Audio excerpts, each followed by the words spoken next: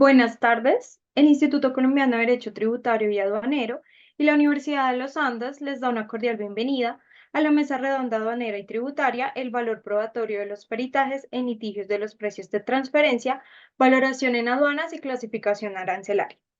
Nos acompañan como conferencistas la doctora Crishu Miranda Fuenmayor, abogada de la Universidad del Rosario con especializaciones en tributación de la Universidad de los Andes y Derecho Contencioso Administrativo de la Universidad Externa de Colombia, con maestría en Derecho Tributario de la Universidad de los Andes.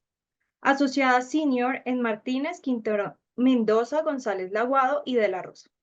La doctora Ingrid Magnolia Díaz Rincón, abogada de la Universidad Externa de Colombia con especialización en Derecho Comercial de la misma universidad y con estudios de la Organización Mundial de Comercio en Perú. Es directora de gestión de aduanas de la Dirección de Impuestos y Aduanas Nacionales, actualmente socia de IDCT SAS. El doctor Andrés Parra Ramírez, abogado de la Universidad Externado de Colombia con especializaciones en Derecho Público y en Derecho Económico. Profesor en precios de transferencia en programas de especialización y maestría. Asesor en precios de transferencia y en temas tributarios, planeación, cumplimiento y controversia. Socio de EY, actualmente líder en impuestos y precios de transferencia en EY Colombia. A nuestros participantes les recordamos que podrán realizar sus preguntas a través de la opción Preguntas y Respuestas de la herramienta Zoom o en el chat, las cuales serán atendidas al final de la conferencia. Le damos la palabra al doctor César Cermeño, presidente de la Comisión Aduanera y de Comercio Exterior del ICET. Bienvenido, doctor Cermeño. Adelante, por favor. Muchas gracias, Laura. Es un gusto estar con las 75 personas que nos acompañan en este momento, también con las personas del futuro que van a ver este video en YouTube, en las redes de la Universidad de los Andes y sobre todo me complace mucho ver la acogida de un tema que en principio es ultra técnico y también me siento feliz de estar con tres grandes profesionales que admiro mucho. Ya leyeron la hoja de vida de cada uno de ellos, pero quería como contar como algunas intimidades de ellos y me perdonarán por estas revelaciones tipo suite que voy a hacer. No sé si sabían, pero por ejemplo, el doctor Andrés Parra, que además fue mi primer jefe, antes de ser el experto que todos conocemos hoy en precios de transferencia, era un muy reconocido y joven en ese momento, lo sigue siendo, no debía haber dicho eso, era un reconocido abogado experto muy joven en temas aduaneros y manejaba litigios de importantes magnitudes en temas de valoración en aduanas y de clasificación arancelaria. De hecho, varias de las sentencias de clasificación arancelaria ITO fueron promovidas por el doctor Andrés.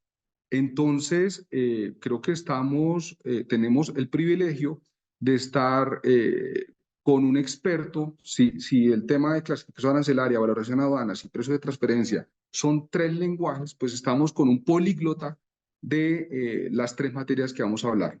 La doctora Ingrid, ya como lo pudieron ver, eh, tiene una amplísima experiencia, pero además combina algo que es muy difícil de encontrar, y es que ha sido una aguerrida abogada independiente, una prestigiosa socia de firmas muy grandes y reconocidas a nivel mundial, pero además ha estado en el nervio del volcán.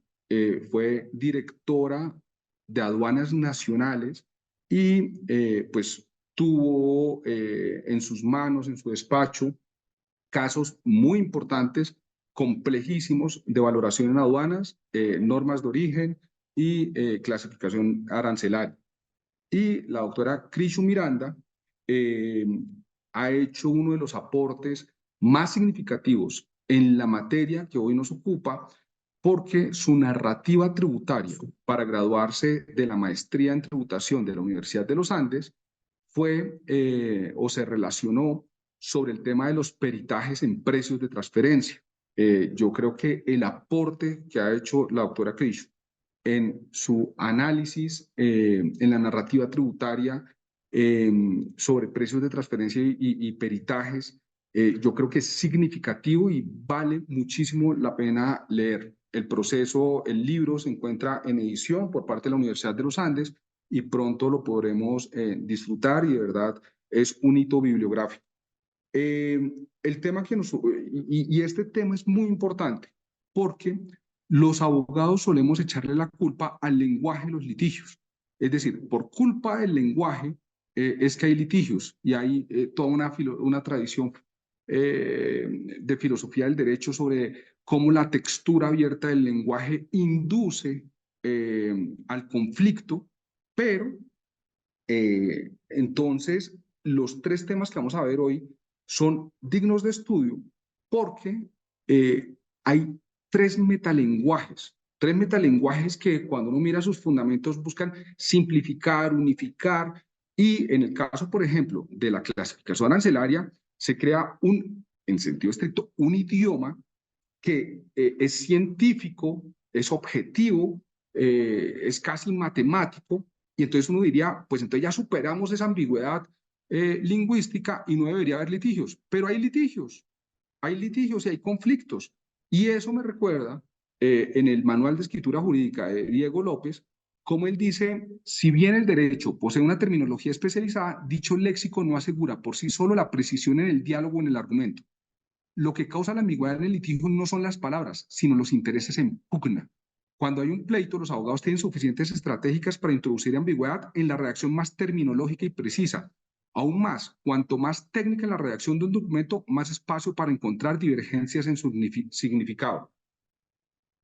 Estos tres lenguajes que vamos a ver deberían ser, de hecho, más estudiados filosóficamente porque eh, uno dice, oiga, hay un metalenguaje que se creó por unos científicos precisamente para acabar algo que los aduaneros odian, que es la sinonimia, llamar de dos formas a una mercancía.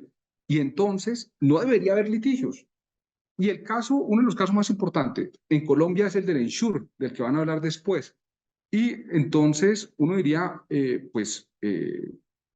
si hay una cosa y hay un listado de cómo se clasifican esas cosas, pues sería un ejercicio casi que sencillo de encuadrar esta cosa en ese lenguaje y no hay disputa. Pues hubo un litigio gigantesco porque a pesar de que la DIAN y en ese momento Abbott estaban de acuerdo con la composición química, el uso y los elementos estructurales del Ensure, la discusión no era sobre si había un componente químico o no, un principio activo o no.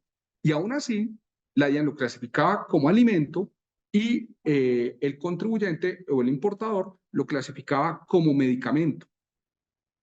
Si hay una terminología, un tecnolecto, ¿por qué había disputa? Por lo que dice Diego López, porque la DIAN quería grabarlo con un arancel y IVA más elevado y el importador quería tener un IVA menor y un arancel menor. La diferencia eran los intereses, no el lenguaje. Los abogados no podemos echarle la culpa al lenguaje. Hay conflicto porque hay intereses. Y para terminar, porque los estoy aburriendo y los protagonistas son los tres doctores invitados que acabamos de presentar, un texto que recomiendo es El idioma analítico de John Wilkins, un cuento de Jorge Luis Borges, en donde precisamente critica un lenguaje que se inventó alguien que se llamaba John Wilkins, que quería clasificar matemáticamente las cosas del universo. Y critica también el esfuerzo del Instituto Bibliográfico de Bruselas, que clasifica toda la literatura universal en ciertos códigos. Y Borges decía lo siguiente: he registrado las arbitrariedades de Wilkins, del desconocido apócrifo enciclopedista chino, también se burla de una enciclopedia que clasificaba todas las cosas del mundo, y el Instituto Bibliográfico de Bruselas, eh, porque notoriamente no hay clasificación del universo que no sea arbitraria y conjetural. La razón es muy simple, no sabemos qué cosa es el universo. Yo creo que vamos a ver tres lenguajes que parecen sofisticados, complejísimos, pero yo creo que a la luz de lo de Borges, son tres muestras del fracaso del derecho para evitar los conflictos. El lenguaje no va a evitar los conflictos mientras haya intereses en pugna. Finalmente, los invitamos a revisar la página de la Universidad de los Andes. Acabamos de empezar nuestra maestría en tributación en Bogotá, nuestra maestría en tributación en Medellín en alianza con la Universidad AFIT y nuestra especialización en tributación también en Bogotá. Los invitamos a revisar la página del ICDT, afiliarse. Este tipo de charlas no son la excepción en el ICDT, son la regla. Cada semana tenemos una oferta muy interesante de diálogos sobre estos temas tributarios, aduaneros y de comercio exterior. Los invitamos simplemente a revisar nuestro calendario académico. Muchas gracias, doctora Krishu. Estas 92 personas conectadas y las personas que en el futuro nos van a ver en YouTube son todas suyas. Muchas gracias. Bueno, muchas gracias por esa presentación y esa muy buena introducción, César. Yo quería comenzar este conversatorio diciéndoles, creo que, no sé, una opinión personal y básicamente es que considero que la prueba pericial es un tema tan difícil como apasionante. Es difícil al menos, creo, por dos razones. Primero, porque obviamente está implícito el conocimiento experto, que tiene unas cualidades y tiene unos pecados. Dentro de esos pecados puede ser, no sé, que es muy cambiante, con distintos niveles de complejidad y de características bien distintas en tratándote de ciertas ciencias que podrían ser denominadas humanas, otras un poco más objetivas. Y segundo, porque se interrelacionan expertos y no expertos en la toma de una decisión, ¿cierto? Dentro de un contexto que normalmente suele ser hostil y limitado en varios recursos. Y también considero que es apasionante porque justamente une esos dos mundos, el derecho y las diversas áreas de conocimiento. Hoy precisamente vamos a hablar de tres de ellas y nos exige como abogados ir mucho más allá de las decisiones basadas en las normas o en la jurisprudencia. De ahí que ya viendo como la importancia, la necesidad, la dificultad y la pasión que genera ese medio de prueba, y ya de pronto para escuchar la voz de Andrés y de Ingrid como expertos en esas materias que son precios de transferencia, valoración en aduanas y clasificación arancelaria, quisiéramos comenzar a contarles un poco acerca de la naturaleza de este medio de prueba, también de lo que consideramos que puede ser objeto o que puede ser evidenciado a través de este medio de prueba a partir, digamos, de la experiencia práctica que cada uno ha tenido, la relación que ha tenido con este medio de prueba. Ay, no sé, doctora Ingrid, doctor Andrés, ¿quién se anima a participar?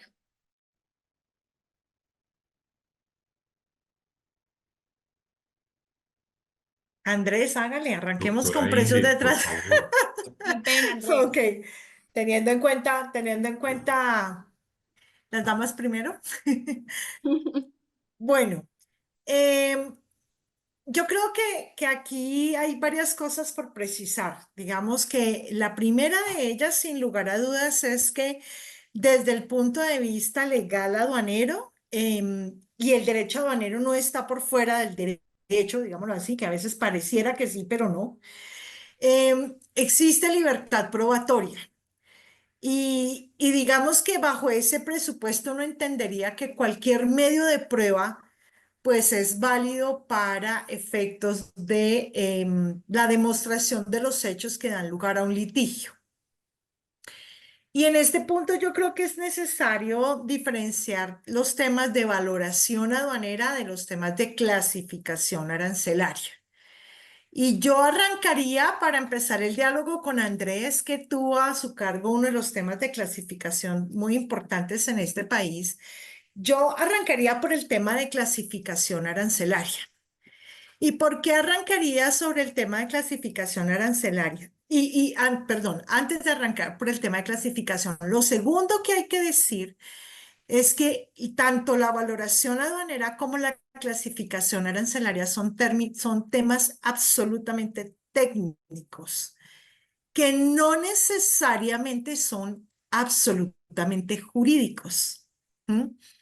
Por lo tanto, digamos, las apreciaciones de los abogados y demás, pues son súper válidas, pero aquí estamos frente a un tema muy, muy técnico, en especial la clasificación arancelaria.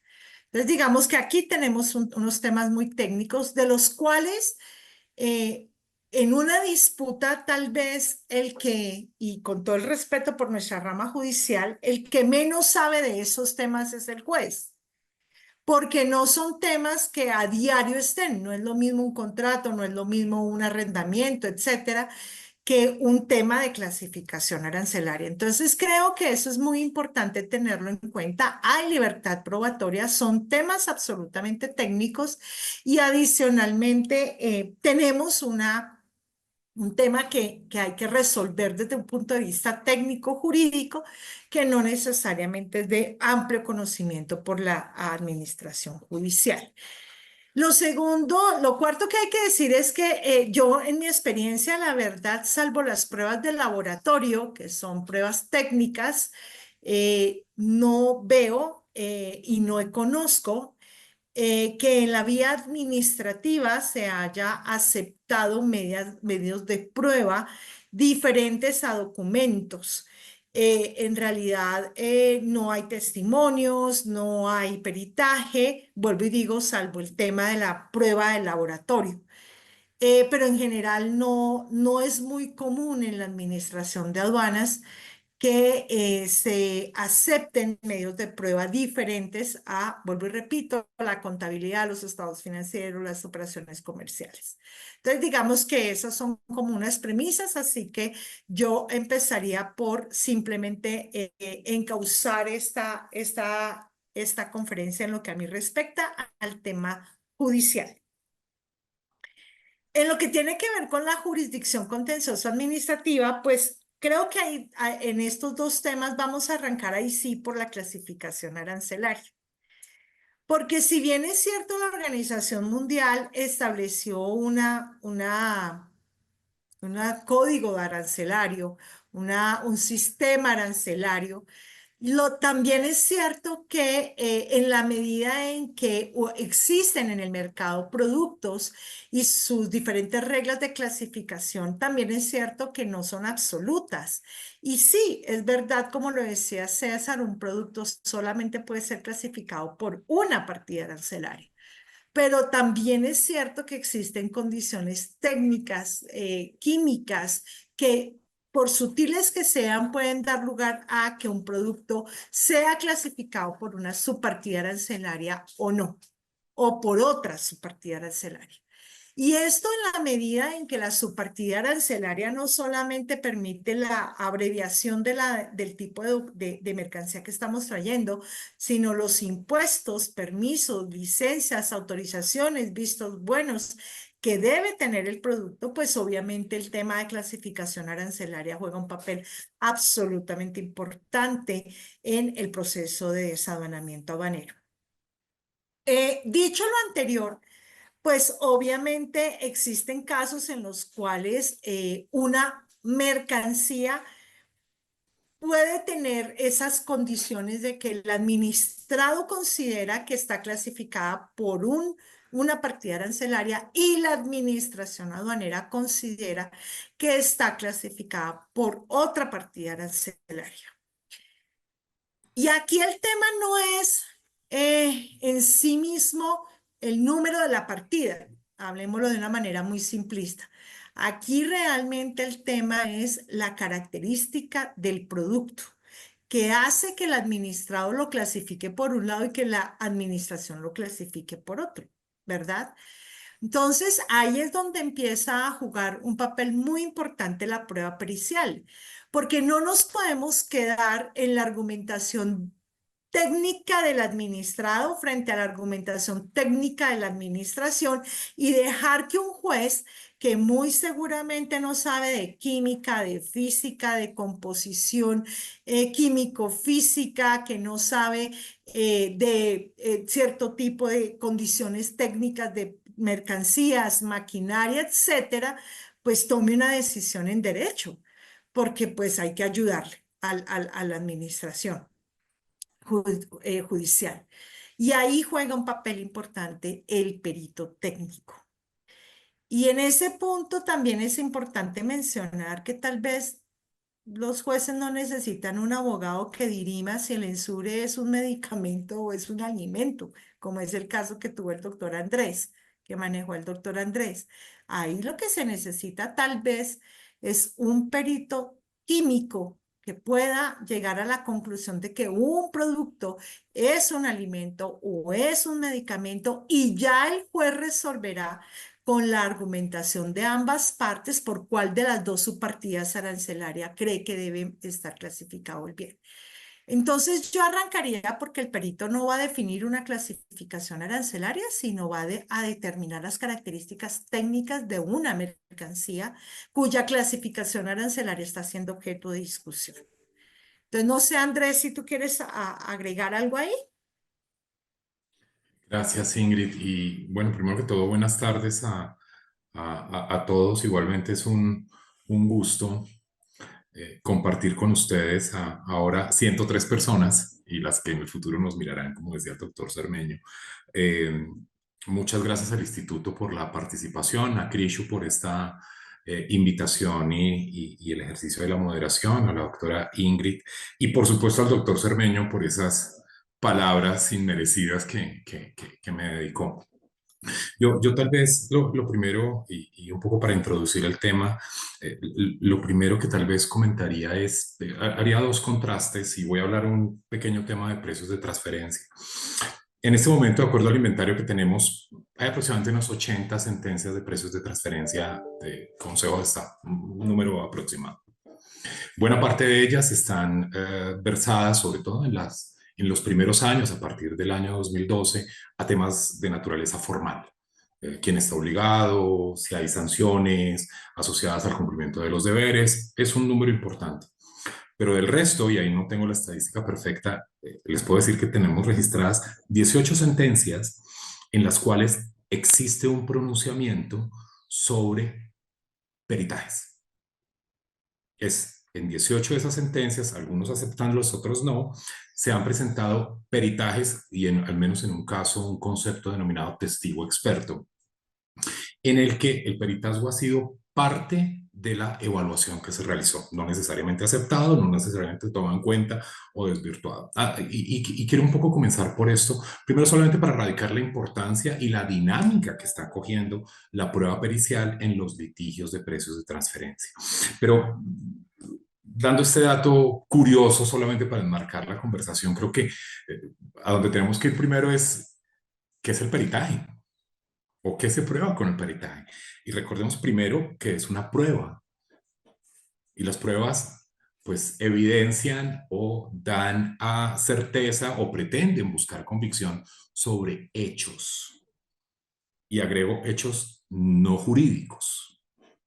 Y creo que este es un punto importante que delimita la conversación para entender que si estuviéramos hablando de un peritaje de clasificación arancelaria y la conclusión del perito es que un determinado producto se clasifica por una determinada subpartida arancelaria, la cual se encuentra excluida y por ende pues no está sometida al IVA, pues probablemente el perito está excediendo su conclusión.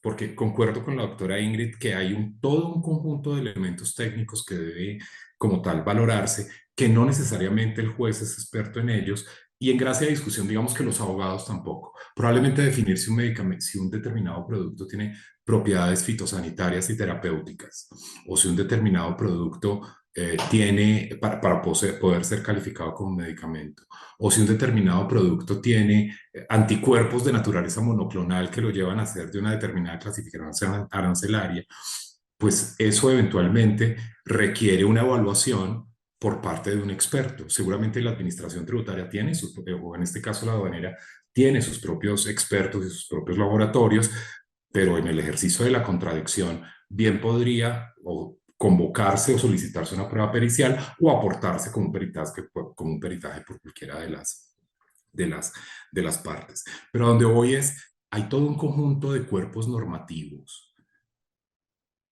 que tratan o que tienen influencia en discusiones de naturaleza jurídica. el decir que una compañía está importando o vendiendo un producto que es medicamento no lo es, o que tiene propiedades fitosanitarias o terapéuticas, es una conclusión que tiene efectos jurídicos, o el decir que, no sé, que un determinado comportamiento se encuentra o no, lo voy a decir por lo pronto así, en condiciones de mercado. Y esa sola expresión tiene, ahorita vamos a volver sobre ella porque esa expresión en sí mismo tiene, pues si bien es cierto, están reguladas en un cuerpo normativo y en algunos casos no están completamente reguladas, pues pueden haber un conjunto de hechos sobre los cuales un experto puede emitir una opinión. Tiene consecuencias jurídicas o puede tener consecuencias jurídicas, pero lo primero es que como prueba, pues los peritazgos deben probar hechos. Si si un determinado producto tiene o no determinadas características, o tiene o no determinados componentes que lo corresponden o que corresponden que tenga una determinada clasificación arancelaria o no. O en el mundo de los precios de transferencia, cuando hablamos de unas características económicas, financieras y contables que eventualmente pueden tener una consecuencia jurídica en la forma que se analiza. Entonces, yo creo que lo primero es entender que se prueban hechos, no jurídicos, pero que tienen relevancia para el análisis y para la evaluación que el juez, en el ejercicio, por supuesto, de la sana crítica, deberán hacer. Entonces, creo que la importancia es absolutamente fundamental. Es una prueba que, particularmente en materia tributaria, estábamos más expuestos a peritajes de naturaleza contable o experticios de naturaleza contable, que es algo que era, digamos, relativamente común. Hoy, con las discusiones de precios de transferencia particularmente, estamos entrando en otro mundo, casi otro lenguaje, como decía o mencionaba el doctor Cermeño, que no por no estar asociado a evaluaciones de naturaleza química, por hacer un parangón con las clasificaciones arancelarias, no deja de ser un experticio muy enfocado en discusiones de naturaleza financiera, económica, en algunos casos contables, o en otras en un conjunto de reflexiones que armonizan un conjunto de hechos para poder inferir otras consecuencias, no necesariamente de naturaleza jurídica, pero sí desde la perspectiva de lo que es la técnica de precios de transferencia. Entonces, creo que sin duda es un tipo de prueba que adquiere mayor relevancia día por día. Probablemente las sentencias sobre los pronunciamientos que hemos visto en los últimos par de años del Consejo de Estado, en la gran mayoría de ellos están esas 18 sentencias que yo menciono que reúnen o están de alguna manera dentro del proceso, ha sido un elemento importante para la decisión. Entonces, creo que lo primero es enmarcar ese contexto más allá de si estamos hablando de precios de transferencia o clasificación arancelaria o valoración aduanera. Es un poco el contexto de la prueba dirigido a la prueba de hechos, que lo que pretende es justamente brindar convicción para que el juez lo valore en el ejercicio de la sana crítica, o que la contraparte lo controvierta, que probablemente es un tema al que nos vamos a referir ahora. Yo tengo esas reflexiones iniciales sobre el particular. Sí, muy de acuerdo con las intervenciones de la doctora Ingrid y del doctor Andrés. Básicamente, la prueba pericial es un medio de prueba que lo que intenta es aportar, digamos, al proceso un conocimiento experto que no necesariamente tiene el juez y las partes que son parte del proceso. Y muy importante, como el énfasis que hace el doctor Andrés en verificar que ese medio de prueba únicamente se refiere a hechos, y hechos generalmente de naturaleza técnica, científica, artística, y no a hechos o juicios jurídicos. Eso no quiere decir que la prueba pericial únicamente sea, por ejemplo, utilizada para que me digan los componentes físico-químicos de un producto para enmarcarlo en una partida o en otra partida arancelaria, porque es que lo natural y obvio y lo que se espera de este medio de prueba es que esa información que me arroja el perito a través de su informe me brinde las conclusiones jurídicas que como defensa, como abogada, voy a arribar y a las cuales luego estarán sometidas en una decisión racional de los hechos por parte del despacho que esté conociendo el caso. Es decir, no es que necesariamente o no no solo se pueden circunscribir este medio de prueba a la verificación de hechos técnicos, porque solamente me pueden decir X, Y, Z, sino que lógicamente, y es labor del abogado hacerlo, unir esas conclusiones del informe pericial a aquella hipótesis que desea verificar o confirmar en un proceso judicial. Ojo, la prueba pericial normalmente, o por sugerencia o lo que es deseable, es que brinde dos hipótesis posibles acerca de la controversia que se está planteando. Generalmente en nuestros litigios va a ser posición DIAN, posición contribuyente, y normalmente va a decir con grado de certeza o con grado, perdón, en grado de probabilidad y no de certeza racional, a partir de sus conclusiones, cuál sería más idónea, más pertinente, más razonable a la luz de una metodología o de un lenguaje, como decía en las palabras de César. De ahí que necesitemos desvincular las conclusiones en derecho de lo científico u objetivo que nos pueda aportar un dictamen pericial para, digamos, evitarnos problemas en la etapa de admisibilidad de la prueba y de valoración de la prueba pericial. Andrés también tocó un punto en el que quisiera, digamos, ahondar un poquito más y conocer sus comentarios, por ejemplo, el de Ingrid, y es la base lógica y obligatoria que tiene precios de transferencia, valoración en aduanas, clasificación arancelaria, de remitirnos a cuerpos normativos.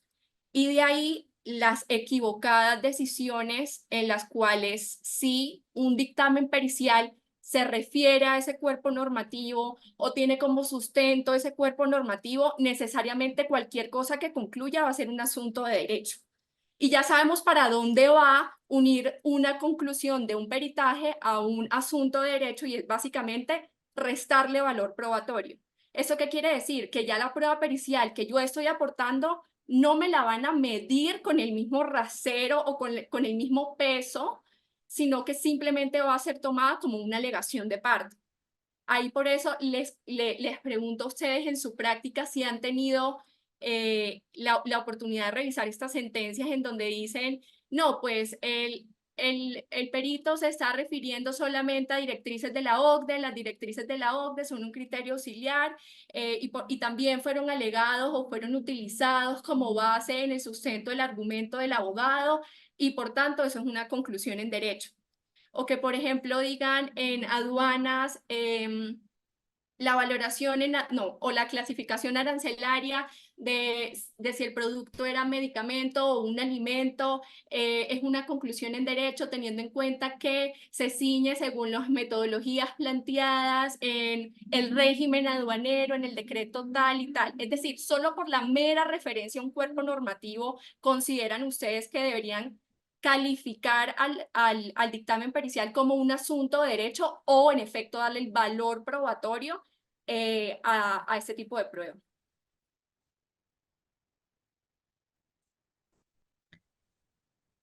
Andrés, ¿quieres intervenir primero ahí? No, no, por favor, Ingrid, Bueno, me gustes. ok. Bueno, a mi manera de ver, digamos que en materia de clasificación arancelaria, pues hay unas reglas de interpretación del arancel, ¿cierto? Unas reglas de interpretación de unas notas de clasificación, unas reglas de clasificación arancelaria. Y creo que el perito no debería meterse en eso, ¿verdad? ¿Por qué? Porque digamos que en principio, a mi manera de ver, el perito no clasifica arancelariamente.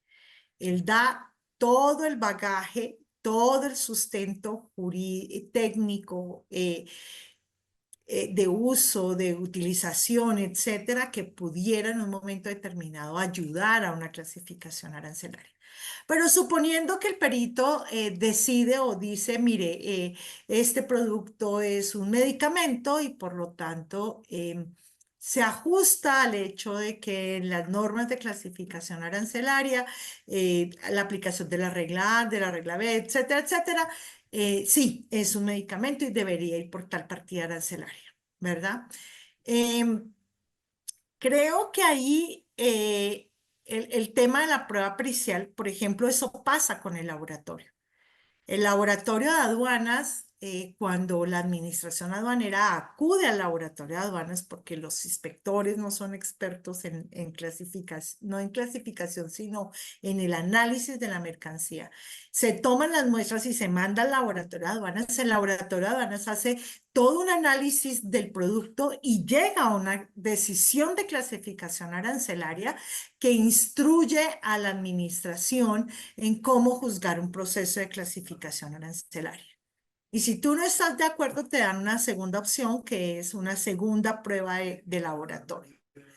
En la vía administrativa, la experiencia indica de que el perito experto, que en este caso sería el laboratorio, sí hace una clasificación arancelaria y sí instruye cómo debería hacerse o cómo debería clasificarse.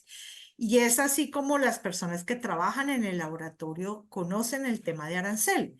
¿Qué tanto se equivoca el laboratorio? Pues eso, si lo medimos por tiempos o por cantidad de veces en que se gana un pleito, pues uno podría decir que en el 60% de los casos el laboratorio, si el pleito se pierde para el administrado, podríamos pensar que el laboratorio tuvo razón, ¿verdad? Pero la segunda prueba pericial sí es, digamos, un mecanismo del administrado para defenderse de pruebas que en muchas ocasiones, incluso de acuerdo con lo que uno puede alegar, se hacen con un mecanismo técnico que tampoco es el idóneo, porque es importante también tener en cuenta que como acá estamos hablando de mercancías, pues existen formas de hacer los análisis de laboratorio. Entonces, digamos que si uno se pone a pensar, pues el perito, si además de ser un experto en química, es un experto en clasificación arancelaria, pues dar la sugerencia de una clasificación arancelaria no desvirtúa en sí mismo el dictamen pericial. La preocupación sería qué pasa si con lo que él dice la conclusión de clasificación arancelaria es incorrecta, ¿verdad? Porque él puede no ser un experto en clasificación, hasta donde eso desvirtúa todo el análisis pericial que se hizo. Y creo que ahí tanto el juez como los abogados tienen que valorar que para qué se pidió la prueba pericial, ¿cierto? Se pidió para especificar una clasificación arancelaria, pues tenemos jueces que llegan al absurdo de pensar que no obstante el administrado estar demandando a la administración, la única autoridad competente para clasificar es la administración. Y así lo han dicho varios jueces y a los tribunales y al Consejo de Estado les ha tocado reversar esas decisiones de los jueces porque eso pone al administrado en un estado de indefensión. Porque, pues, ¿cómo voy a controvertir si el mismo juez me está diciendo que el único que sabe de clasificación arancelaria o que puede clasificar es la DIAN? Pues obviamente si la DIAN es mi demandada, pues mi estado de indefensión es total y eso lo ha revertido las altas cortes y el tribunal. Pero también es cierto que si yo pedí un dictamen pericial para definir las características del producto y llegar a una conclusión de clasificación, el hecho de que el perito se equivoque en su clasificación no debería desvirtuar el análisis técnico. Y creo que ahí, como tú muy bien lo dijiste, Krishu, el tema es cómo yo como abogado tomo un concepto pericial desde el punto de vista técnico arancelario y técnico de la mercancía y lo complemento con el análisis jurídico de las reglas de clasificación, etcétera, etcétera. Eso en materia de clasificación arancelaria creería que debería ser la forma como deberíamos manejar el tema pericial. Muy bien. Yo creo que hay una zona gris y quisiera que no lo fuera, pero en mi opinión lo hay. En algunos casos creo que la conclusión es fácil, lo podemos ver en muchas sentencias. El peritaje concluye que una determinada comportamiento de una compañía cumple con el principio de plena competencia. Esa es la conclusión del peritaje. Cumple con el principio de plena competencia. Lo cual, dicho sea de paso, es el centro de la discusión jurídica. ¿Se está cumpliendo o no con el principio de plena competencia señalado en el artículo 260 rayados? Y Cuando se han presentado estas situaciones, considero yo que como muy buen tino, el Consejo de Estado ha dicho, el perito no puede concluir eso. Está excediendo lo que puede hacer porque no solamente está analizando unos hechos, sino que está definiendo la consecuencia jurídica de esos hechos. Entonces, creo que en algunos casos es fácilmente concluible que hay conclusiones que son conclusiones no solamente técnicas, sino jurídicas. Y como bien sabemos, el único perito en derecho, perito, es el juez, o sea, el que conceptúa al final del día. Entonces, yo creo que en esos casos, pues es relativamente claro la situación. La posición del Consejo de Estado ha sido, a mi modo de ver, muy clara y continua sobre ese punto. Sin embargo, no siempre es tan claro. Piensen ustedes en un debate, es un debate que estaba en las sentencias, voy a dar un par de ejemplos.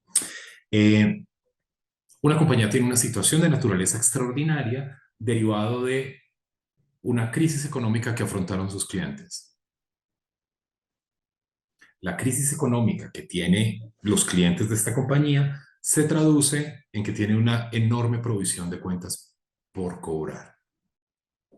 Tuvo que provisionarlas o castigarlas desde una perspectiva absolutamente extraordinaria, entendiendo, y bajo la definición de extraordinario que ya se ha dado en el mismo Consejo de Estado, como lo no rutinario.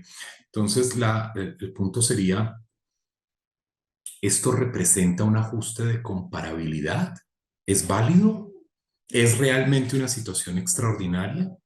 De hecho, el estatuto tributario no regula las situaciones extraordinarias. En ninguna parte se define e incluso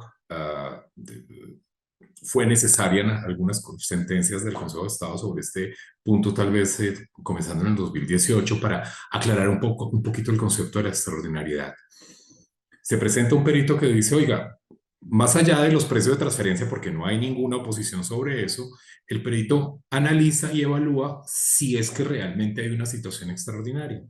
Examina unas circunstancias económicas que afectaron a los clientes, examina el comportamiento histórico de la provisión de las cuentas por cobrar y el perito concluye que es una situación extraordinaria y que su comportamiento excede lo que normalmente la compañía tenía por comportamiento rutinario. Pues resulta que una conclusión de esa naturaleza está impactando el artículo 260-4, porque el artículo 260-4 nos dice algo que suena muy simple y es compare lo que es idéntico, porque si no es idéntico no lo puede comparar, salvo que elimine la diferencia.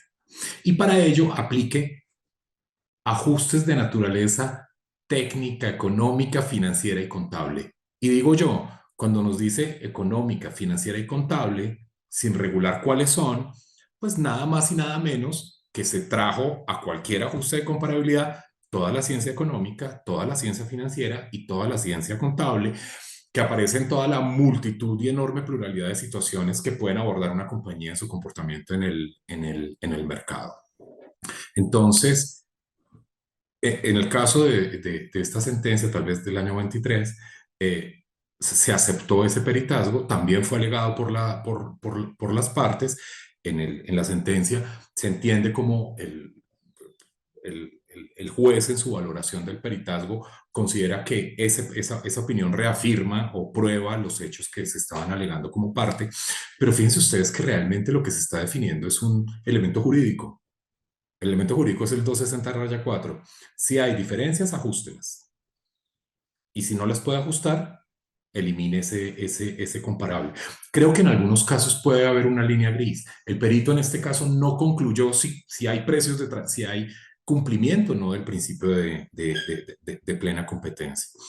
Entonces, creo que esa zona gris es un poco entender qué es lo que prueba un hecho, qué es lo que prueba una situación, en este ejemplo, de naturaleza extraordinaria, que amerita la existencia de la diferencia, un ajuste de comparabilidad, pero indudablemente tiene efectos de naturaleza jurídica, porque si la conclusión del perito es que en efecto existe una diferencia y que la técnica de precios de transferencia demandaría ajustarla, pues es una conclusión que tiene consecuencias jurídicas. ¿Está el perito opinando sobre algo de derecho? pues no está concluyendo en sentido estricto si se cumple el 260-2 o no, pero está dentro del proceso racional, es uno de los elementos críticos para llegar a esa conclusión. Entonces, creo que en algunos casos la línea puede ser algo gris. Probablemente en el ejemplo que estoy poniendo se juegan elementos de naturaleza contable o financiera que pues ameritan una valoración por parte de un experto, pero no solamente creo que sea el expertise asociado al mero elemento contable. De decir, en mi ejemplo, las cuentas por cobrar provisionadas correspondieron a X porcentaje durante tantos años, sino a cuál es el impacto que tiene desde el punto de vista de la valoración de precios de transferencia. Y es decir, es una diferencia, y si una diferencia de esta naturaleza permanece, pues no se están respetando los estándares de comparabilidad. Entonces, yo creo que la frontera puede tener algunas partes un poquito sinuosas que no son completamente definidas. Creo que la posición que se ha tenido por parte del Consejo de Estado ha sido cuando se está valorando en esencia si se cumple o no el principio de plena competencia como una conclusión del perito, el mensaje ha sido, esa es una conclusión de naturaleza meramente jurídica, que de hecho es lo que está en discusión, si se cumple o no el principio de plena competencia, y se han desestimado esas conclusiones. Entonces, creo yo que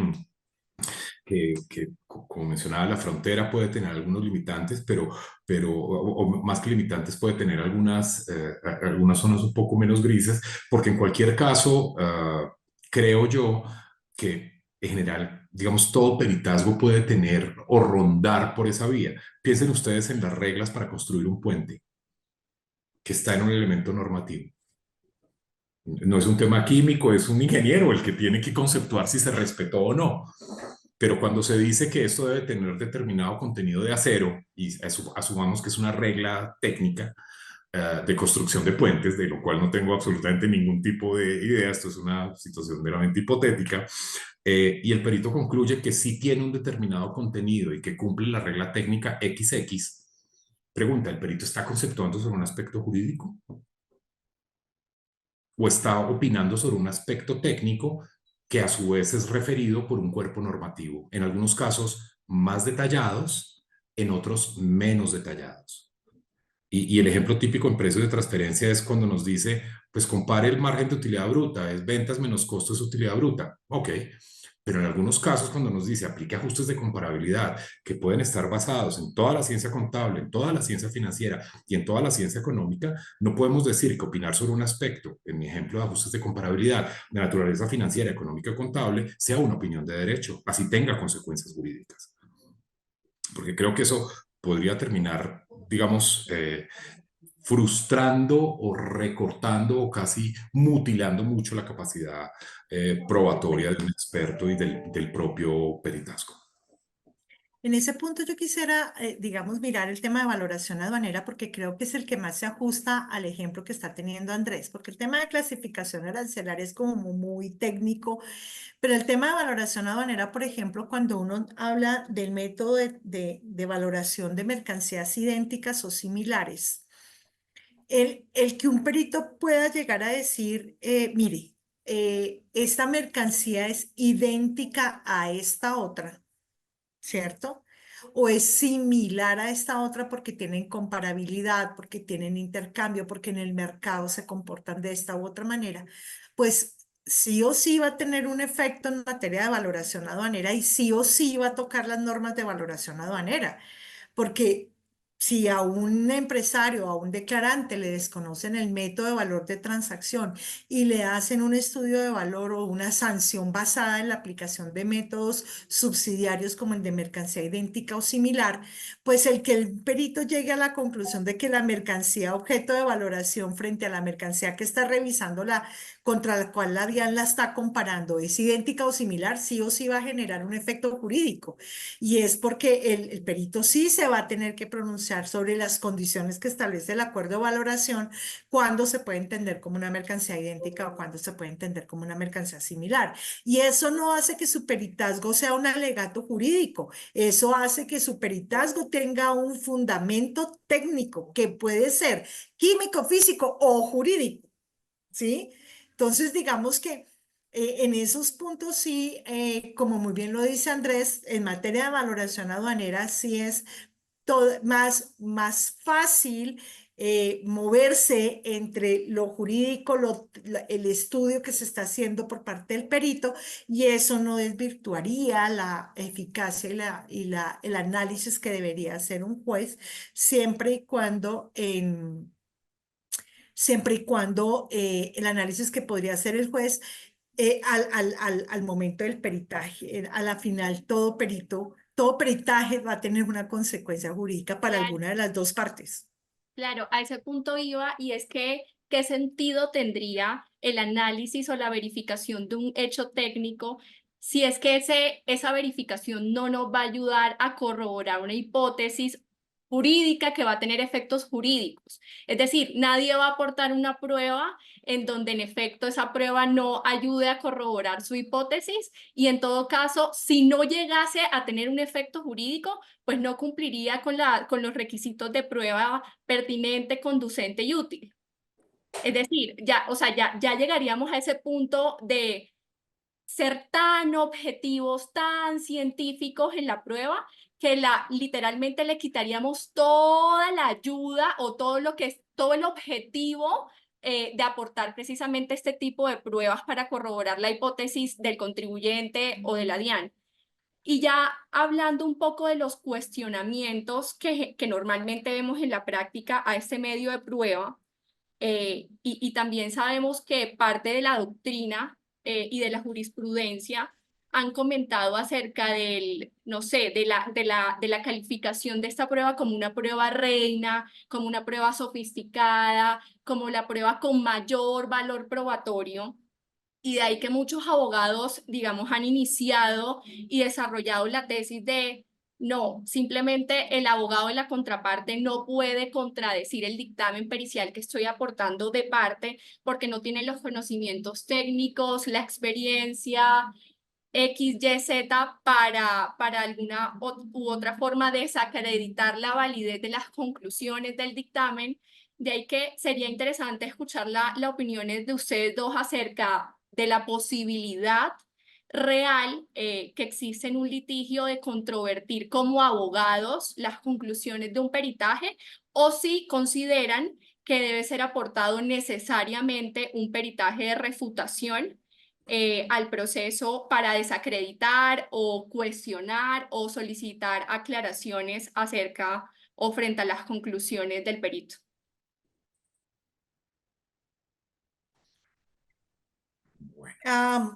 Yo creo que tal vez aquí con Andrés tenemos una posición en contrario. Buenísimo. Yo creo que una parte, un concepto de un perito, salvo que el error sea pues palmar, como decía Jairo Parra, salvo que el error sea palmar, que hasta uno de abogado pues se da cuenta. Creo que si la discusión técnica, si la discusión versa sobre la parte muy técnica del peritaje, creo que la única manera como se podría desvirtuar es con otro peritaje. Y de hecho en aduanas se reconoce eso. En aduanas la forma como tú desvirtúas una prueba de laboratorio es con otra prueba de laboratorio, no con los alegatos de las partes, porque si la parte era la técnica en el proceso, pues obviamente, ¿para qué pidió el peritaje, verdad? O ¿para qué pidió el medio de prueba como peritaje? Ahora, también y en este caso, por ejemplo, el administrado es en el caso de valoración o en el caso de clasificación, quien en últimas conoce su producto y puede sí decirle al perito, mire, usted de acuerdo con las reglas como se debe hacer el análisis del producto, usted se equivocó en el procedimiento técnico, usted debe haber aplicado este procedimiento, pero no es un alegato desde el punto de vista jurídico, sino es un alegato de otra índole.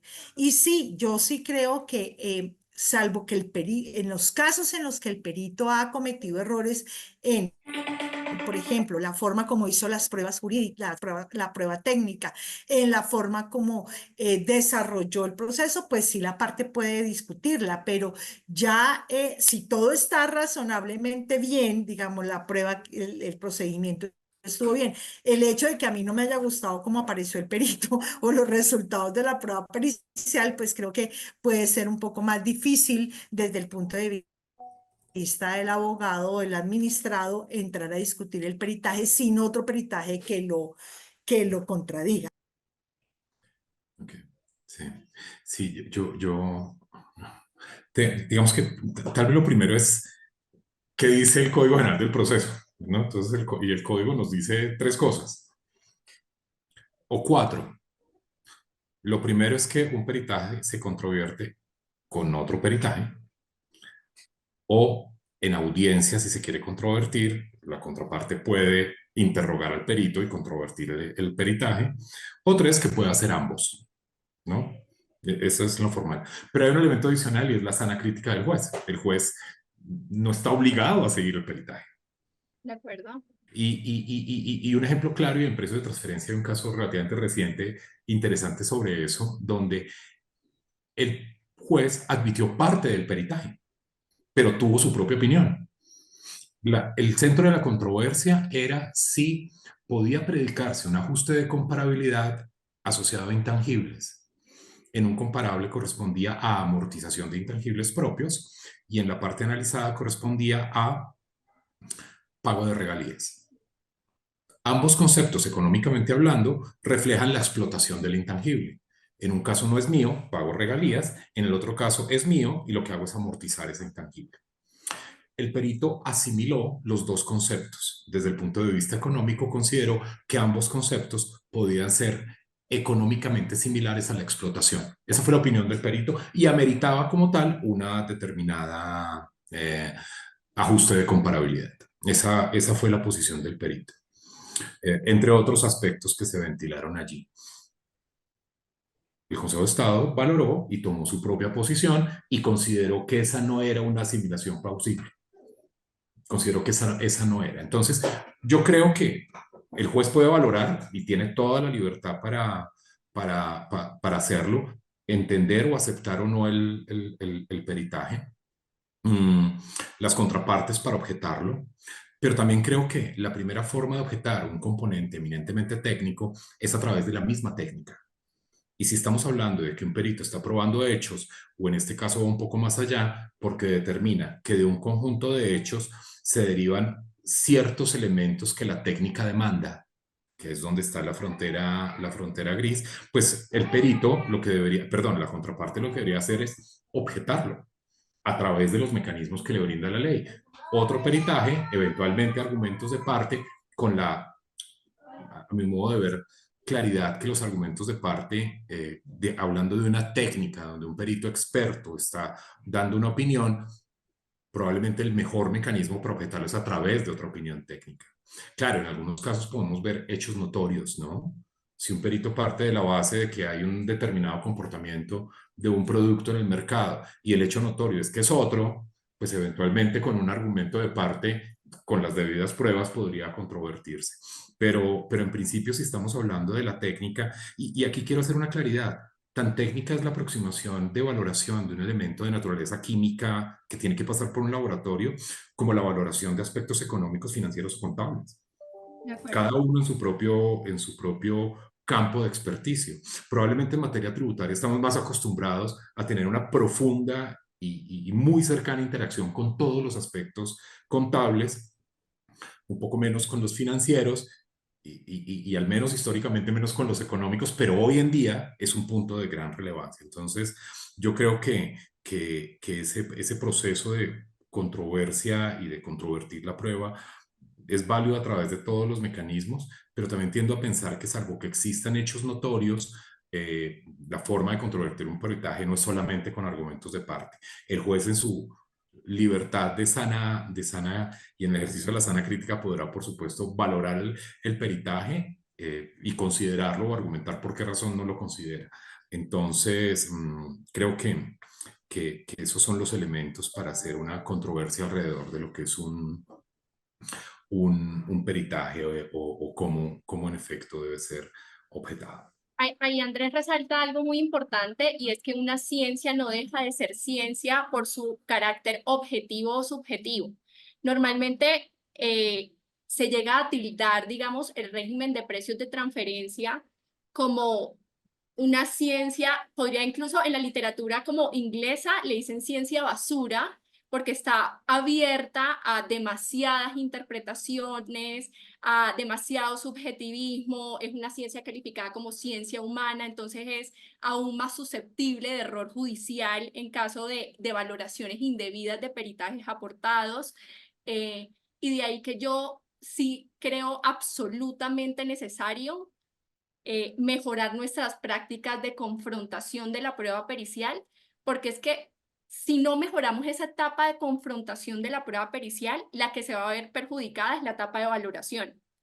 Es decir, ejercicios efectivos de confrontación mediante contestaciones de demandas, de reformas de demandas, o incluso si los peritajes son aportados en sede administrativa, en las resoluciones de los recursos de reconsideración, y otra vez volviendo a la sede judicial, en la misma audiencia de pruebas, en donde se pueda, a través de esas confrontaciones, depurar la calidad de la información que estaba siendo aportada a través de ese informe pericial. Claro que facilita la valoración por parte del juez. Los abogados de la DIAN, pues en mi experiencia, digamos que atacan los dictámenes de precios de transferencia con los mismos argumentos que han sostenido, no sé, desde el requerimiento especial. Entonces es un poco absurdo que el dictamen pericial obvio habla de metodologías, obvio habla de ajustes de comparabilidad, de la selección de comparables, pero digamos con una metodología, un lenguaje, una ciencia, ¿cierto? Y de ahí arriba conclusiones. Pero las confrontaciones de la DIAN, porque las califico de débiles o antitécnicas, porque atacan directamente las conclusiones del peritaje, pero no la metodología o los filtros racionales que ayudaron a arribar a esa conclusión pericial. De ahí que esa sea la dificultad de una confrontación directa de, en nuestro caso, la DIAN, versus a una confrontación vía un peritaje de refutación.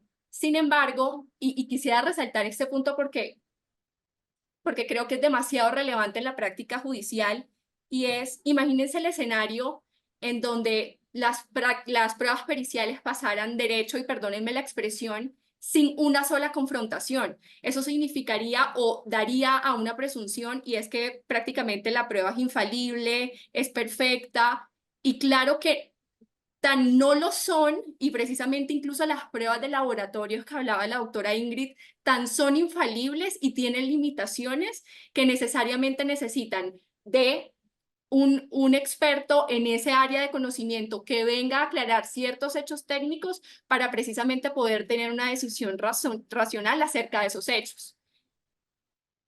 Necesariamente luego de esta confrontación viene, como decía el doctor Andrés, una sana crítica, una libre valoración del medio de prueba por parte del juez, y de allí la preocupación que vuelvo a reiterarles, y es el carácter de superprueba que se le está dando a las pericias.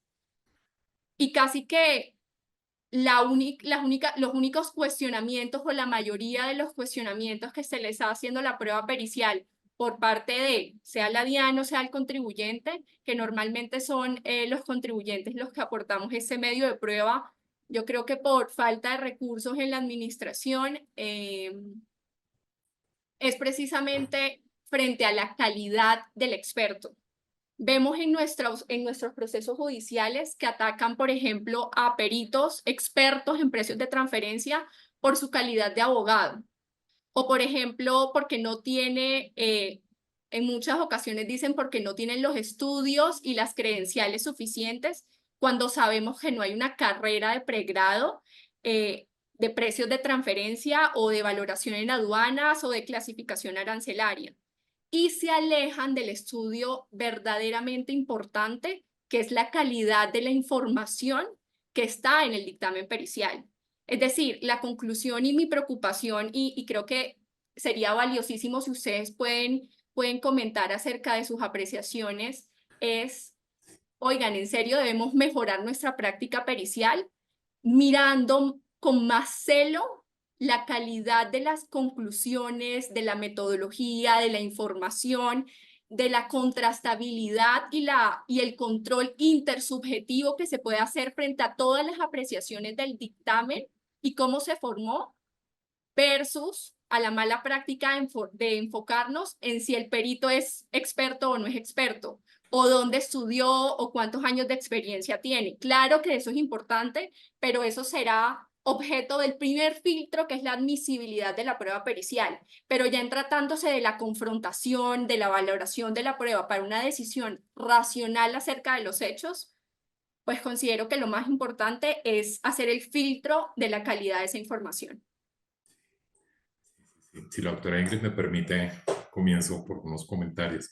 Yo creo que tal vez lo primero a considerar es una prueba. Entonces, antes de hablar de los requisitos del peritazgo, tenemos que hablar de los requisitos de la prueba. La pertinencia, la conducencia, la idoneidad y debería decir la oportunidad. Porque no olvidemos que en materia de precios de transferencia, y así es la posición que se ha planteado por parte del Consejo de Estado, el perímetro probatorio está circunscrito a la documentación comprobatoria. Entonces, como tal, es una prueba y debe cumplir con esos requisitos. Y hemos visto casos como el Consejo de Estado ha dicho, oiga, usted hizo una multiplicación, una suma, el perito sumó, dividió y llegó a una conclusión que es completamente inconducente para el pleito que se está, o para el problema jurídico que se pretende discutir. Entonces, aquí, hecha esa observación, entendamos que la prueba pericial, y esto es por definición del 226 del Código General del Proceso, es aquello que requiere un especial conocimiento científico, técnico y artístico. Yo creo que sería perfectamente válido objetar un peritazgo sobre la base de que aquel que está rindiendo su opinión pues no tiene los conocimientos especiales, científicos, técnicos o artísticos que demanda la regla del Código General para poder actuar como perito. Pero adicionalmente, y este es un lugar común porque es lo que dice la ley, hay 4 puntos que tienen que ser considerados, y es que, entre otros requisitos, el dictamen debe, y este no es una presunción, no es una sugerencia, es un mandato de ley, debe ser claro, preciso, exhaustivo y detallado. Y estos son los elementos que en muchos casos se han traducido en que el Consejo de Estado o las Cortes no lo consideren viable o conducente o pertinente. Y es la falta de claridad, de precisión, de exhaustividad, de detalle. Entonces, si un documento de esa naturaleza requiere o reúne estos requisitos, digamos, si el enfoque de la administración o de la contraparte, para no personalizar en la administración tributaria, de la contraparte es exclusivamente, y de hecho lo vemos en muchos casos, es controvertir las calidades del perito, pero no controvertir la técnica, y en algunos casos ni siquiera controvertirlo, porque creo que hay un lugar, no sé si llamarlo realmente lugar común, pero parece una práctica, es que los peritazgos no se controvierten, sino que se controvierten, como Krishu bien anota, a través de atacar las conclusiones con argumentos de parte que forman parte de la misma argumentación que se ha desarrollado durante el proceso. Pero en el fondo se atacan las conclusiones, pero no el proceso. Y eso en algunos casos sencillamente es que ni siquiera hay controversia. Yo creo que es un punto en que la administración debería avanzar, aunque ya hay algunos casos donde alguna controversia, donde por lo menos se planteó un concepto que yo creo que es un concepto un poquito ajeno a nuestro ambiente jurídico, que es el de testigo experto. Y yo creo que ahorita podríamos detenernos un poquito en ese concepto, pero estoy de acuerdo. Lo que pasa es que no podemos olvidar, primero, que es una prueba y debe reunir algunas condiciones particulares como prueba, pero a su vez como peritazgo tiene que cumplir con estos 4 parámetros que menciono. Pero también creo que, al menos desde la perspectiva de precios de transferencia se refiere, esa posición sobre el perímetro probatorio limitado a la documentación comprobatoria, pues también impone una especie de parámetros en los cuales debe juzgarse un peritaje. Cuando uno encuentra un peritaje, y lo hemos visto en la práctica, donde una determinada compañía hace un estudio de precios de transferencia y concluye que el método es el método A y que los comparables son los B, y cuando uno ve el peritaje, lo que dice, no, es que el método es el X y los comparables son los Y. O sea, hay un replanteamiento completo. La posición que hemos visto es, debería haberse modificado el estudio. No está en el estudio. Pero también hemos visto otras aproximaciones. Un contribuyente determina una específica aproximación y la DIAN la rechaza. Y el peritaje lo que hace es eventualmente evaluar algunos elementos de la aproximación inicial, pero también versa sobre la forma en que se aproximaron, la comparabilidad, los elementos que se tuvo en cuenta por parte de la DIAN. Claramente, en un caso como ese, yo creo que no se le puede exigir al contribuyente que haya incluido en su estudio las razones por las cuales debería haber controvertido de manera previa a la presión de la administración tributaria por una sencilla situación de imposibilidad. Entonces, sí, creo que el punto allí es claro, pero hay que entender que se prueban hechos, que se debe reunir y debe haber conducencia, pertinencia, idoneidad y clara oportunidad en este caso, y que pues debe haber claridad, solidez, exhaustividad y detalle, y agregaría asertividad en la opinión del perito. Digamos que en materia aduanera, yo estoy de acuerdo con el doctor Andrés.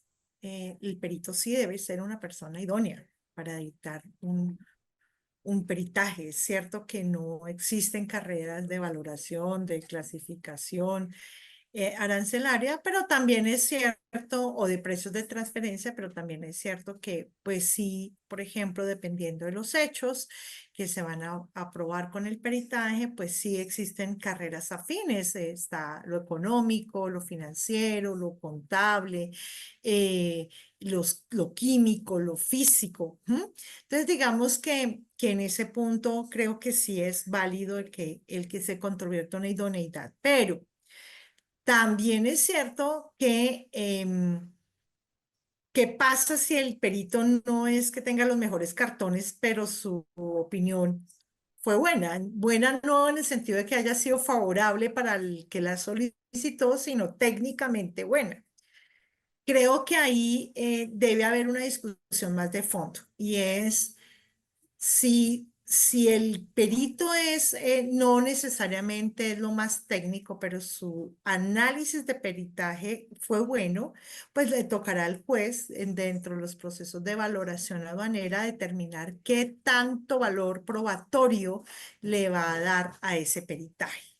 Si lo puede sacar, si lo puede sacar del concepto de un perito y lo puede mandar a otro tipo de prueba con una valoración distinta. Por ejemplo, ¿verdad? No lo valoro como perito, pero lo valoro como, por ejemplo, un testigo técnico.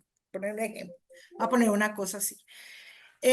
Pero también es cierto que es que a veces los abogados somos muy tranquilos y volvemos nuevamente a las discusiones que tuvimos hasta en la vía gubernativa, y no nos ocupamos de analizar de fondo también los temas. Como muy bien decía aquí el doctor Andrés, creo que hay una discusión, y es si el procedimiento, si la metodología, si la forma como el perito hizo su trabajo fue buena o fue mala. Es un análisis que el abogado lo tiene que hacer más allá del resultado del perito. Y no solamente limitarse a definir, si me dio la razón, entonces no digo nada, y si no me dio la razón, entonces lo discuto por su parte profesional, y la parte técnica donde queda. Y creo que ahí es donde se puede enriquecer mucho más un juicio, y se le puede dar mayor contexto al juez, incluso, de cómo mirar el peritaje, cómo hacer el análisis probatorio. Pero a la final, quien define si ese perito o ese peritaje tiene un valor absoluto, relativo, es conducente, etcétera, etcétera, pues va a ser el mismo juez el que va a definirlo. pero sí debe cumplir los medios, la técnica de cualquier medio probatorio. O sea, yo no puedo probar una compra-venta con, poner un ejemplo, con un peritazgo, pero pues a ver, ¿cómo va a probar una compraventa con un peritazgo? ¿Sí? Pero sí, obviamente, el análisis del dictamen pericial sí tiene que ser más de fondo y no limitarse única y exclusivamente a una argumentación que ya es conocida dentro del expediente, que es la argumentación de las partes. Eso sobra. A veces uno se pone a mirar los expedientes y no salimos de la misma argumentación, y no hay nada de fondo en el análisis de un peritaje.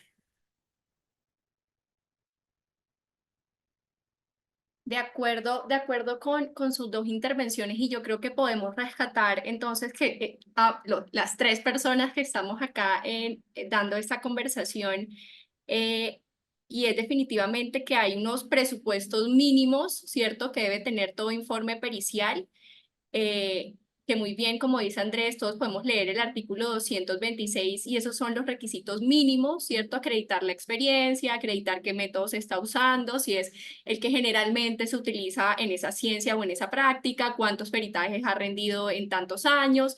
Y si uno se pone a leer esos requisitos que son 10, creo, unos 10 bullets en esa norma, uno tiende a pensar que la legislación le da una preponderancia al carácter subjetivo, es decir, a la calidad del perito, que a la calidad de la información y de las conclusiones y de las metodologías. Creo que solo hay 2 o 3 puntos que versan acerca del fondo de lo que debería tener un dictamen o de lo que debería informar el perito a través.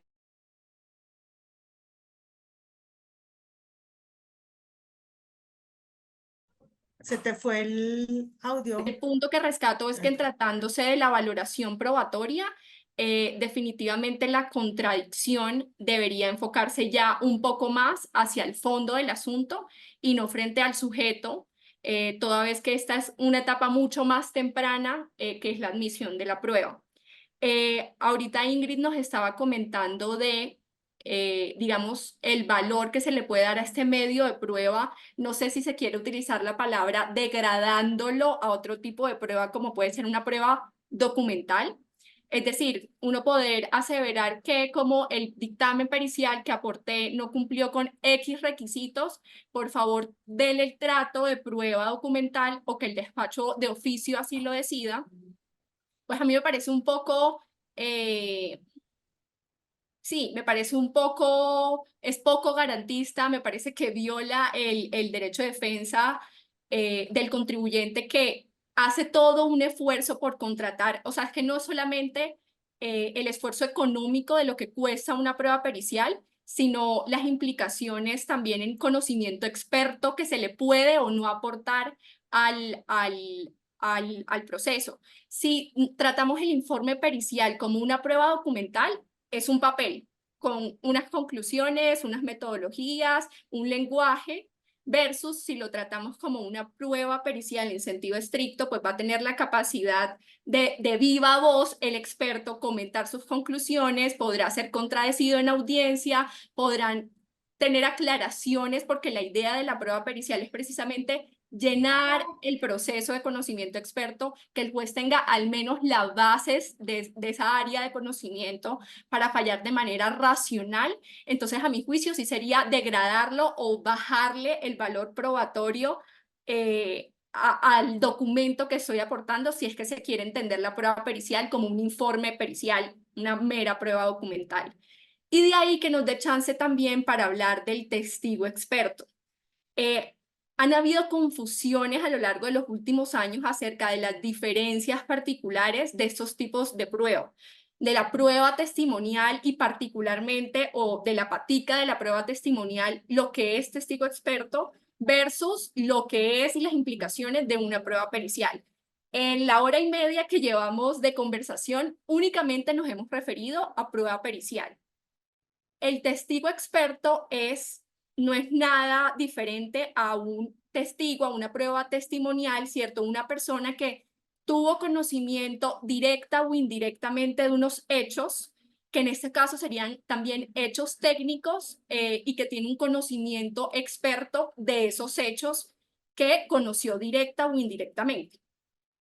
Básicamente, para ponerlo en palabras más sencillas, un testigo experto en un litigio de precios de transferencia podría ser las personas que elaboraron el estudio de precios de transferencia. Esas personas conocieron directamente, no sé, la elaboración en la escogencia del método seleccionado para evaluar determinada operación, estuvieron presentes en la selección de las comparables, vieron viable o no realizar algunos ajustes de comparabilidad, etcétera, versus un perito experto, que es una persona tercera, independiente al proceso judicial, que únicamente arriba al proceso para dotar conocimiento experto, para hacer la verificación de hechos técnicos y para, con grado de probabilidad, dotar de valor probatorio la hipótesis de la parte que lo aporta. De ahí que quiera abrir la discusión acerca de si han tenido estas discusiones de testigo experto, perito, prueba documental, es decir, como ese mix y esa confusión de pruebas en materia tributaria y aduanera.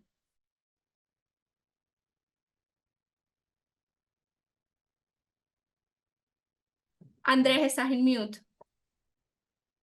Aquí hay como unas líneas grises, pero yo creo que parten un poco de la diferencia entre common law y nuestro sistema.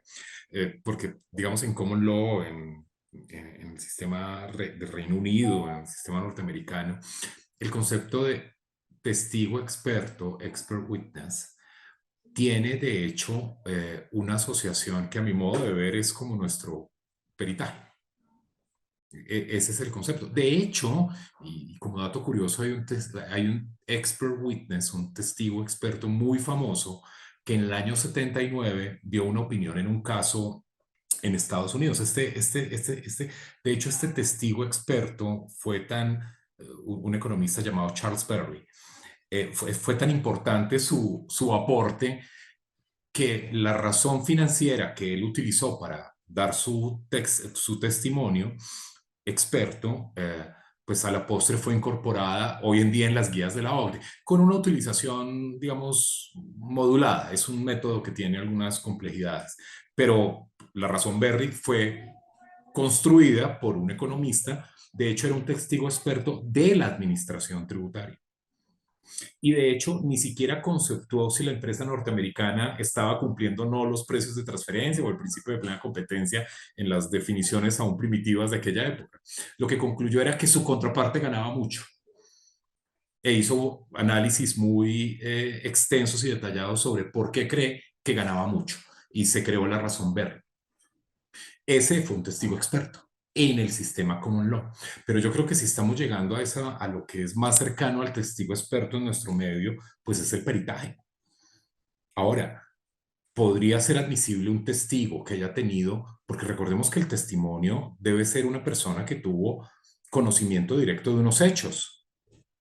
De hecho, si no se llama testigo de oídas, ¿no? Al menos particularmente en materia penal lo vemos así. Entonces, pues debe tener conocimiento directo de unos hechos. ¿Será admisible una prueba en la que, no sé, un analista que preparó la búsqueda de comparables explique cómo lo hizo y por qué consideró o qué hechos de los cuales estuvo acceso para realizarlo? Eventualmente sí, la conducencia, habría que entender si la conducencia es razonable para explicar algo que está en el estudio y que ya fue aportado como prueba. Pues me parece que allá hay un tema de qué conducente es. Pero también hay un caso, y en alguno de los pronunciamientos, tal vez del año pasado, sí, creería que es del año pasado, la DIAN presentó un testigo experto a uno de sus funcionarios. Y esa presentación de ese testigo experto, de hecho, fue desechada por el juez bajo un argumento simple pero muy preciso. Y esta persona no fue testigo, no participó en las discusiones, de hecho se afirma expresamente que no tuvo ningún contacto con el proceso de auditoría, que no es supervisado directamente por el equipo que hizo la auditoría o preparó la liquidación o hizo la investigación. Entonces la conclusión del juez es ¿de qué puede dar testimonio?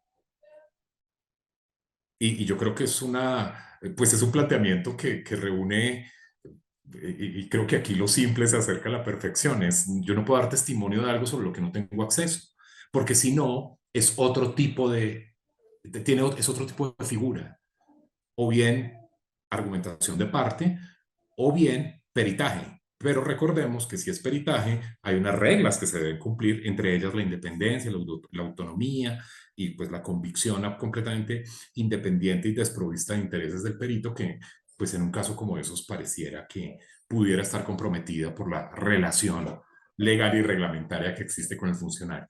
Pero yo creo que ese concepto de testigo experto realmente lo asimilo a nuestro concepto de peritaje, y si estamos hablando de rendir testimonio, tiene que ser sobre lo que se tiene efectivamente constancia o evidencia, o son hechos que se han presenciado y sobre los cuales se pueden vertir ese testimonio, nuevamente, para acreditar hechos, no argumentaciones de parte. Yo no tengo experiencia de testigos expertos.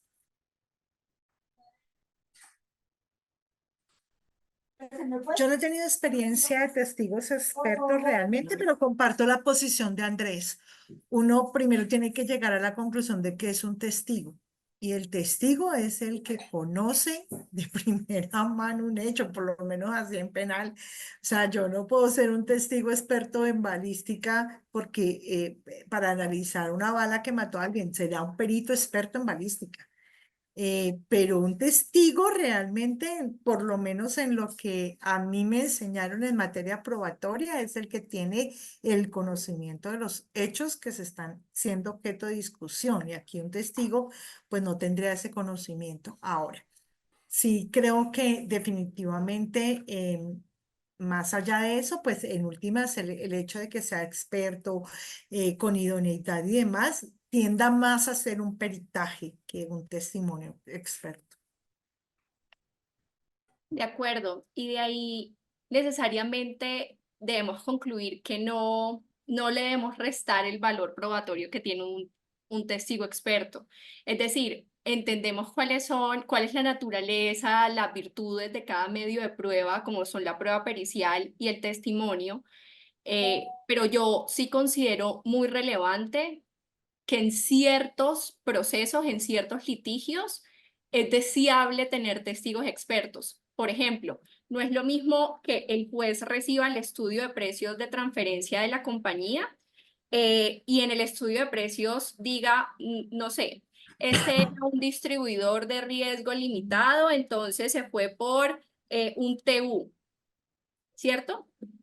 A de tener de viva voz al equipo que preparó el estudio de precios de transferencia, en donde se le pueda explicar al juez por qué sí, y perdón, me faltó un detalle, en tratándose, no sé, de un commodity, en donde es deber legal utilizar un método PC, para el caso en concreto, se decantaron por utilizar un método TU. No es lo mismo que esté en un papel a que una persona experta, porque el testigo, ojo, tiene que tener las credenciales casi de un perito, tiene que tener la calidad de experto, le pueda contar al juez de viva voz y con todas las aclaraciones, cuestionamientos que se le hace también a un perito en audiencia, cuáles fueron las razones por las cuales, siendo deber legal en tratándose de un commodity, utilizar un PC para este caso en concreto, con cierto perfil funcional, con ciertas características, con ciertos análisis propios de la ciencia de precios de transferencia, se decantaron por utilizar un TU. Entonces, muchas veces decimos como no, menos mal no testigo experto, sino prueba pericial. Ojalá sea prueba pericial y no testigo experto. O sea, las dos tienen su valor, a las dos, ojalá y es deseable que se utilizaran las dos en el litigio en que así se necesitase, porque pues tampoco la idea es tener un acervo probatorio riquísimo que simplemente acredite lo mismo, cuando con una sola prueba puedo acreditar. Eso es economía procesal, eso es celeridad, pero definitivamente que el punto sea, sí, puedo aportar un testigo experto para explicar de viva voz la elaboración del estudio de precios de transferencia, y contar de viva voz cuáles fueron las metodologías o cuál fue el proceso lógico que se fue llevando para simplemente incluir las conclusiones que se ven en el papel. y adicionalmente dotar conocimiento experto a través de una prueba pericial que me va a ayudar a corroborar con mayor ahínco esa hipótesis que tengo como contribuyente frente a un hecho técnico, pues buenísimo. No es como que una prueba excluya la otra. Ese es como el mensaje. Yo creo que ya son las 6:35, tenemos un par de preguntas. Entonces, salvo que Ingrid y Andrés sugieran algún otro puntico que consideraran valioso tratar en esa conversación, yo creo que nos iríamos a contestar las preguntas. No Yo de mi tampoco. parte. ¿No? De mi Listo. parte. Entonces, Laura, no sé si nos ayudas con la lectura de las preguntas y ahí vemos cómo las vamos respondiendo. Claro que sí, doctora. La primera pregunta la hace Emilio Mejía. El análisis merceológico no se puede asimilar a un peritaje técnico o viceversa. Yo creo que sí. Yo creo que el análisis merceológico se puede equiparar a un peritaje que de hecho sustenta muchas de las actuaciones de la administración en temas, por ejemplo, el análisis laboratorios y demás.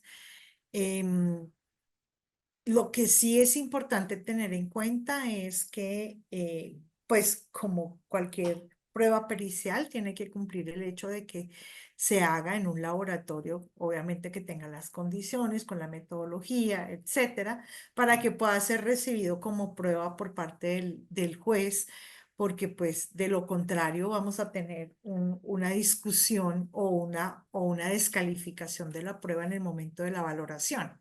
Entonces, sí, los análisis merceológicos, en la medida en que sean desde el punto de vista técnico, con laboratorios acreditados, con el procedimiento y demás, sí son comparables a un peritazgo técnico.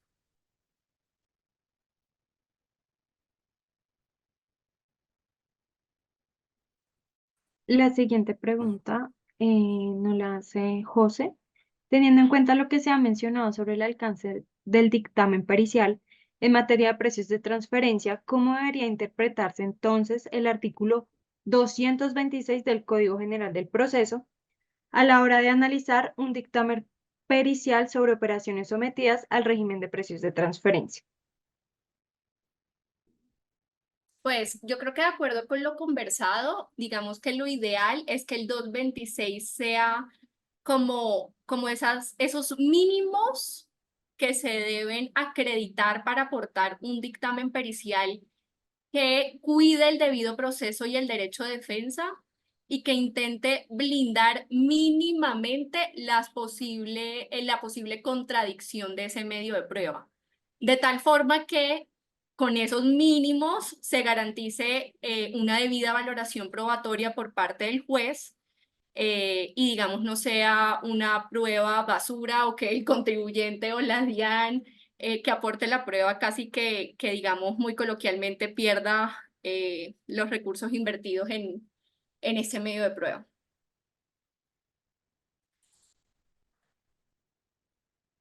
La siguiente pregunta la hace Germán Vargas. Dice, tengo entendido que los dictámenes periciales en litigios de precios de transferencia pueden cambiar en su totalidad los análisis que se realizaron en el estudio. Sin embargo, que afecte los análisis anteriores no generaría que se pueden ajustar los resultados incluidos en los estudios. ¿Cuál es la intención y cuáles son las consecuencias jurídicas de elaborar los dictámenes periciales cambiando los análisis de los estudios? No, pues yo creo, y Andrés me complementará, por favor, yo creo que un estudio de precios de transferencia, perdón, un dictamen que verse sobre precios de transferencia debe circunscribirse a lo documentado en el estudio de precios de transferencia. Es decir, esa debe ser su fuente, su punto de inicio, y esa no es la oportunidad procesal para enmendar, para agregar, para adicionar valoraciones jurídicas que debían ser tenidas o financieras o contables que debían ser tenidas en cuenta en el estudio de precios de transferencia y no en una prueba en donde ya estás defendiendo ese estudio de precios de transferencia. Esto no quiere decir que se pueden llegar a hacer aclaraciones, un alcance adicional a cierta manifestación que contenga el estudio de precios, pero no considero que sea una oportunidad para mejorar, para corregir la documentación comprobatoria. O sea, en ningún sentido podrías... sí, o sea, no es una etapa para corregir tu documentación comprobatoria al aportar un dictamen pericial en un litigio. Completamente de acuerdo. Digamos, el peritaje no es otra oportunidad de documentación comprobatoria, aunque tengo una reflexión personal sobre algo de eso, pero creo que la posición es clara. El perímetro probatorio es la documentación comprobatoria. Hay unas etapas en las que se debe presentar, hay unas reglas para corregir, e incluso hoy en día hay una regla que establece claramente que después de emitida la liquidación oficial, la documentación comprobatoria no puede ser modificada. De acuerdo. Creo que puede haber alguna discusión, y creo que aún está vigente, si puede ser corregida, entendiéndola como provocada por el requerimiento especial y cambie las aproximaciones en respuesta a lo que dice el requerimiento. En mi opinión, la respuesta es sí. Aún no he visto un pronunciamiento de Cortes específicamente sobre ese punto en particular, aunque recuerdo algún caso de tribunal donde el magistrado conceptuó que no podía ser corregido el estudio, pero que aún así lo entendía como si fuera una alegación de parte y le dio validez a le dio validez al contenido de la corrección. Pero yo creo que definitivamente no es una oportunidad para modificar el estudio. De acuerdo. Si un perito dice ahora, no, es que la documentación debe haber sido por X, Y, y el método y los comparables, y cambia todo, no creo que sea una oportunidad. Pero quiero poner eso con una balanza desde otra perspectiva. Y es, ¿qué pasa si un peritaje desarrolla una aproximación corroborativa? ¿No puede ayudar en la discusión? ¿No puede brindar claridad sobre cuál es teniendo otro tipo de aproximación, otro tipo de comparables? Yo pienso que sí. Sin embargo, la forma en que se está interpretando es, de nuevo, y perdón que insista tanto en esto, pero la jurisprudencia ha sido absolutamente precisa, de nuevo, en que el perímetro es la documentación. Y no solamente que el perímetro es la documentación, el perímetro es la documentación y el análisis de si se cumple o no el principio de plena competencia es un análisis matemático. Me explico. ¿Estoy o no dentro del rango? Y ya esas aproximaciones de es que estoy por debajo del rango, pero es que algo pasa, pues el Consejo de Estado lo que ha dicho es, esto no es un tema conceptual, este es un tema que debe vertirse en un análisis del rango conforme manda el 260-3. Entonces, definitivamente no es una oportunidad probatoria. Yo creo que puede enriquecer la discusión y los elementos del juez algunos análisis corroborativos. Ahora, ¿qué creo yo? Aquí no estamos hablando de cambiar la documentación, pero antes me refería al ejemplo donde la administración, y retomando el ejemplo que ponía Crishu, una compañía vende un commodity y utiliza el método de utilidad y la administración dice no, el método es otro y el indicador de cotización, el método es PC y se deben considerar estos elementos y se deben considerar estos ajustes de comparabilidad. ¿Será válido que haya un perito que exprese una opinión nuevamente técnica sobre los hechos que rodean una comparación de esa naturaleza? Y yo creo que allí la respuesta, a mi modo de ver, y lo digo casi de manera inequívoca, Milu, desde mi perspectiva, es sí. Porque de hecho no podría haber estado en la documentación comprobatoria y creo que sería absolutamente casi irracional pedirle al contribuyente que corrija la documentación comprobatoria para poder contradecir o controvertir la forma en que la administración lo ataca. Entonces, yo creo que hay que entender cuándo ese peritaje aclara hechos, cuándo aclara puntos que pueden tener una especial técnica, por ejemplo, de la aproximación que está tomando la administración para controvertir, y cuando el peritaje lo que está haciendo es, digamos, por el camino de no corregir el estudio, buscar una nueva aproximación, bien sea porque no se quiso corregir el estudio O, y este es un punto relevante porque sabemos que los peritajes se pueden aportar con la demanda, no necesariamente tienen que haber sido discutidos en vía gubernativa, pero hay que entender si se están aportando hechos nuevos o pruebas nuevas o De acuerdo. argumentos diferentes a los discutidos en vía gubernativa. De acuerdo. Entonces, creo que bajo mi lógica sí, no se puede modificar y concuerdo contigo, Grisha. De acuerdo, no es corregir, modificar, sustituir la documentación comprobatoria, pero como bien lo dice Andrés, por ejemplo, sí, yo a través del dictamen pericial incluyo un análisis corroborativo, lo que estoy dando es darle más fiabilidad a la hipótesis incluida en mi documentación comprobatoria que está siendo defendida a través de un dictamen pericial. Y eso no cambia o sustituye el estudio de precios, sino que le da un alcance adicional, lo mide con mayor fiabilidad, es decir, lo mide con mayor, o sea, con algo adicional, con una batuta adicional a lo que ya incluí en el estudio de precios de transferencia. Y adicional, me gusta mucho el énfasis y el detalle de Andrés en la manifestación de el contribuyente no puede en el estudio de precios de transferencia prever los 1000 cuestionamientos, las miles posibilidades, toda la baraja de cartas que tiene la administración tributaria en el proceso de fiscalización, y por lo tanto, si algo no fue contemplado en el estudio de precios de transferencia en el momento de su elaboración, claro que puede ser abordado en el dictamen pericial, siempre y cuando obviamente se sea cuidadoso con la información que va a estar dada a los peritos para rendir el dictamen pericial, y siempre y cuando, y ese es otro punto adicional de la prueba pericial, esos puntos adicionales no generen sesgos cognitivos en el perito, por ejemplo, un sesgo contextual que generalmente ocurre cuando se le da toda la información al perito y no solo aquella necesaria para resolver la cuestión o el objeto que se le está encomendando vía dictamen pericial.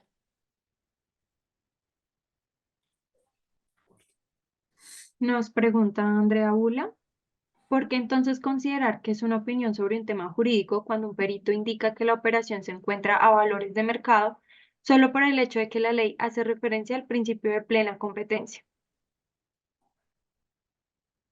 Yo creo que es un tema de lenguaje, ¿no?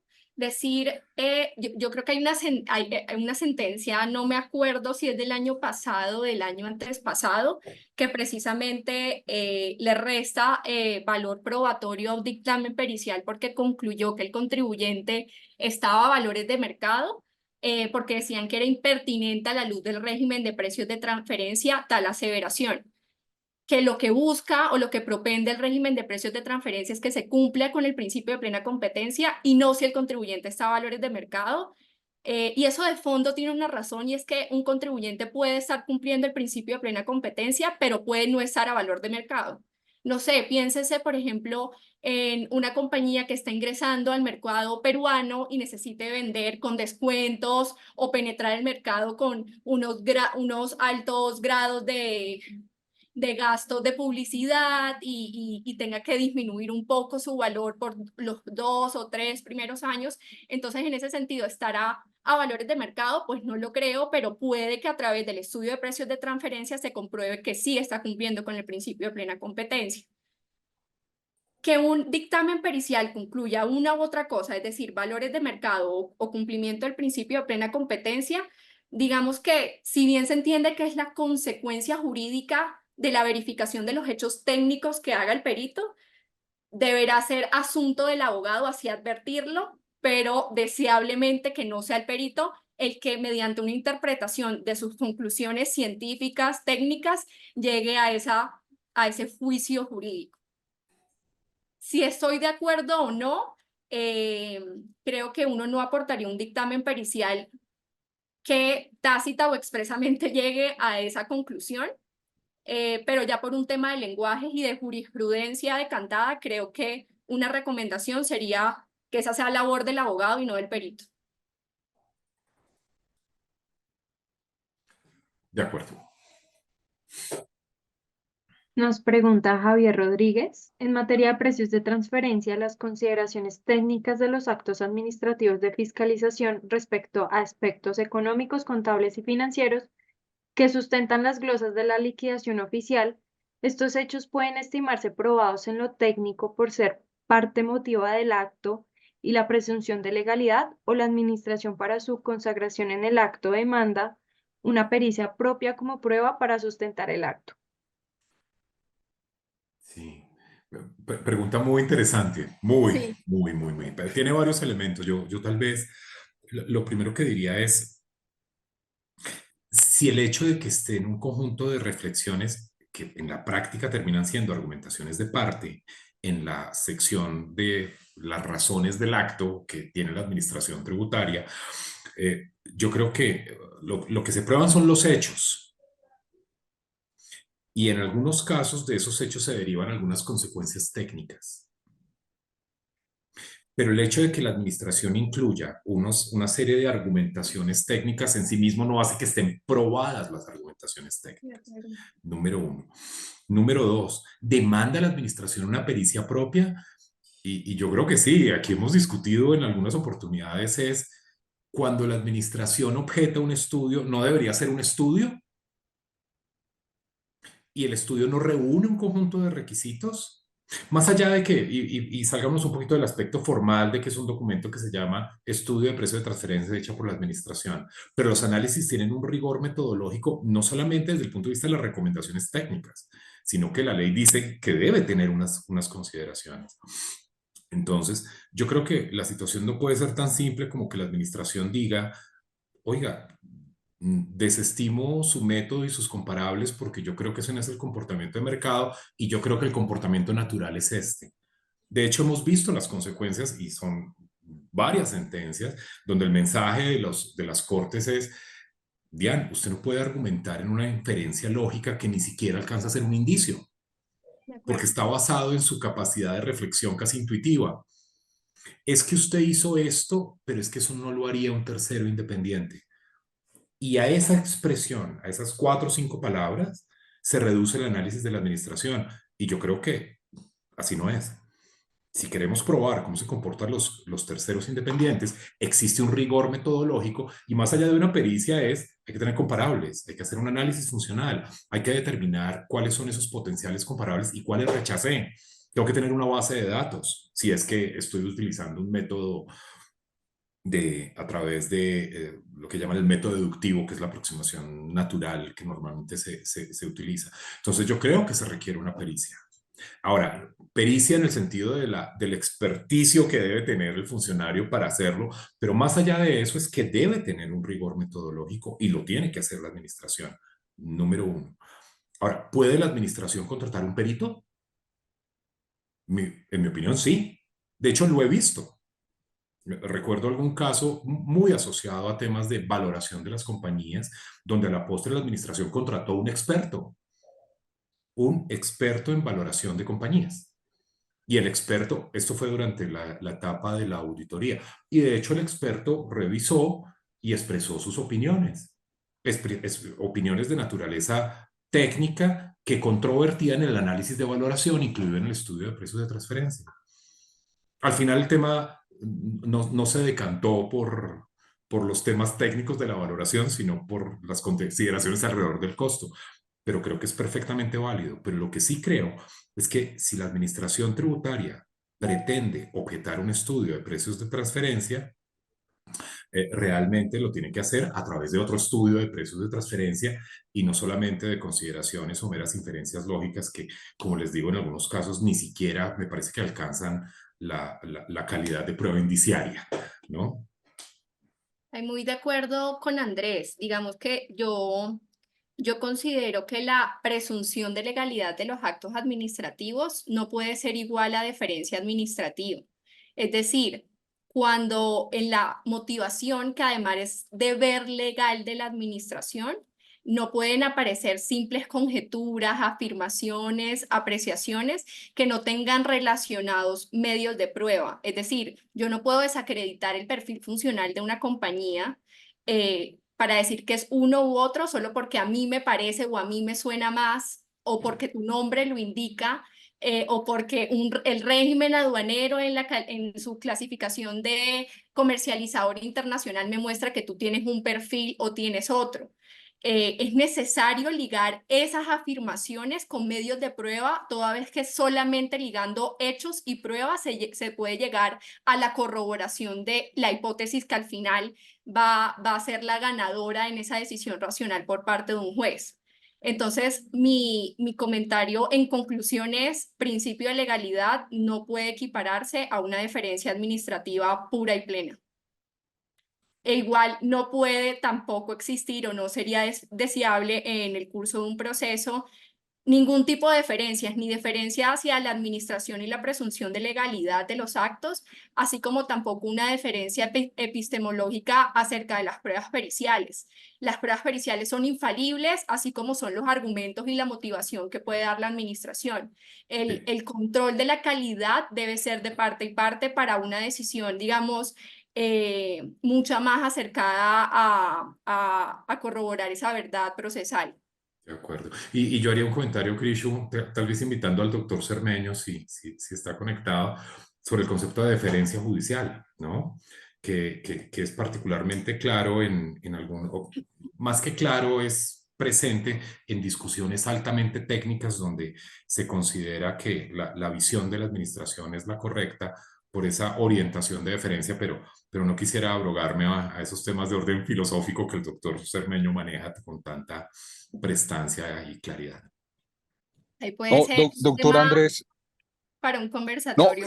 Eso es un tema de un solo conversatorio.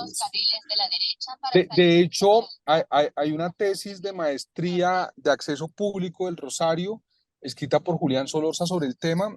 De hecho, hace poco hubo un pronunciamiento de la Corte Suprema de Estados Unidos reevaluando la doctrina Chevron o la doctrina de la deferencia judicial, pero la resumimos en lo que dijo en algún momento la doctora Ingrid, y es: algunos tribunales, especialmente el Valle del Cauca, dicen, oiga, no, es que como la autoridad en temas de clasificadora arancelaria es la DIAN, entonces la DIAN tiene la razón, porque es la experta en la autoridad en temas de clasificadora arancelaria.